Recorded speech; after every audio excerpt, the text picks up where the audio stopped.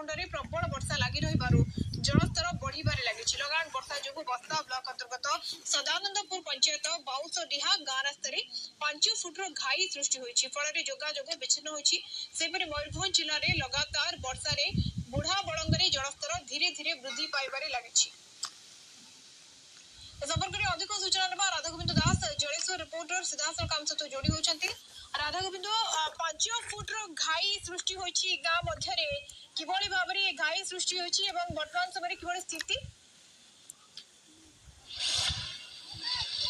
देखो मधुस्मिता देखा जलका नदी जो नदीर जो उपर मुंड रही मयूरभंज जिले में जो भाव में प्रबल वर्षा लगी रही तेज आज सका कह विपद संख्या रही 6.50 एवं वृद्धि पाए 6.72 मीटर प्रभावित होती जहाँफल नदी कूलिया अंचल लोक मान गोटे भय सृष्टि कहीं बन्या आसिले प्रत वर्ष से बन्या देखुं चलित वर्ष जब बन्या आसे चाष जमी उजुड़ा सहित से घर द्वार भांगीज तेज आम अच्छे बस्ता ब्लॉक जो मथानी पंचायत अच्छु सीधा सब चित्र देखूँ ये नदीर दृश्य गाँ पाखी